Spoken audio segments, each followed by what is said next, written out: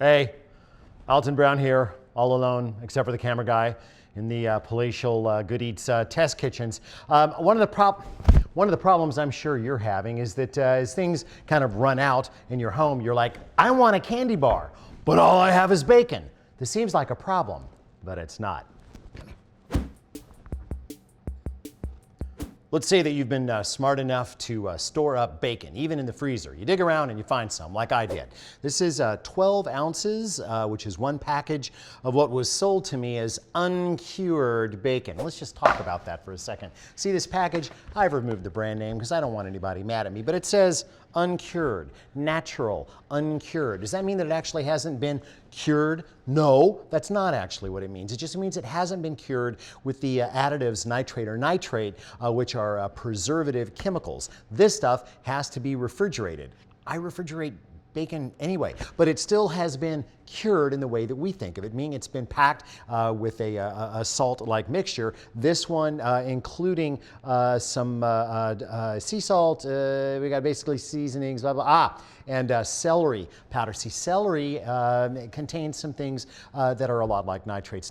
So basically, this is just like any old bacon. Don't fall for the uncured thing. It's just another example of our government coming up with funny ways of wording things that don't make any damn sense or difference. So I have the bacon, 12 ounces. Now, what I want to do is I want to make this basically into a candied bacon, okay? That's that candy bar that we're looking for, but it's going to have pork at its heart. So I'm going to have a few different ingredients here. I'm going to have a 1/4 cup of muscovado sugar, which is darker than most dark brown sugar. I like muscovado because it's got a little bit more of the natural molasses flavor, a little more acidic, a little bit more flavor to the party. If you've got it, use it. You'll need about a 1/4 cup, but we're just gonna eyeball this. We're not gonna measure it. This isn't a Good Eats episode. We're not gonna be like that.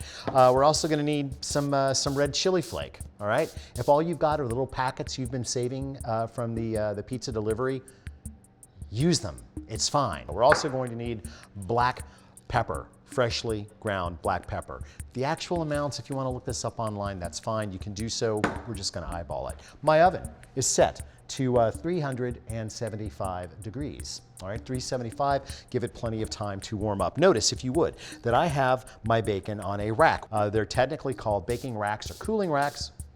There you go, for cakes and things to cool on, but we use them for anything that we want fat to be able to drip away from. I've got that inside a half sheet pan, aluminum half sheet pan, and the only reason I've got a piece of parchment here is because I am lazy and I don't want to have to clean up the mess that would be left in the pan. So that is for ease of cleanup. I've also got another piece of parchment standing by. You will see why momentarily. All right, so notice I have the bacon all very, very, very closely squeezed together but not overlapping. That's so I don't waste a lot of my ingredients down in the pan, but I don't want to crowd it or overlap it. So the first thing is I'm going to sprinkle on the sugar. Now we're going to need about a 1/4 cup for this whole batch, but there are two sides, so I don't want to overdo it. Now the red chili flake. I love red chili flake. I'm going to use a lot of this stuff because I want this to be really, really spicy. And I'll probably use that much on the other side. The black pepper I'm adding not so much for heat, but just for flavor. Now what I like to do is just put another sheet of parchment on this and just lightly press down. You can skip this, but I find I get slightly better coverage if I do this. There. And I'll use this again later on for wrapping Christmas presents, because when people open the box, they'll be like, oh, we get bacon, and it's like some socks, and you go,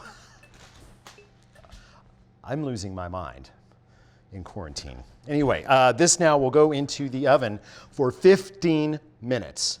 Not 14, not 16, 15. Top or middle of the box will do just fine. I'll be back.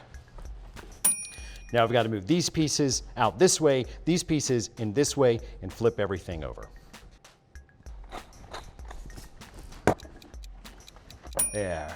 Now that looks done, but it may be only mostly done. Depending on the actual type of bacon you're using, you might want to cook out a little bit more of the moisture. Now this is probably going to set up just fine, but if it seems to be really floppy and there's a lot of fat still kind of dripping off of there, go ahead and put it back in the oven, but turn the oven off and check it again in 5 minutes.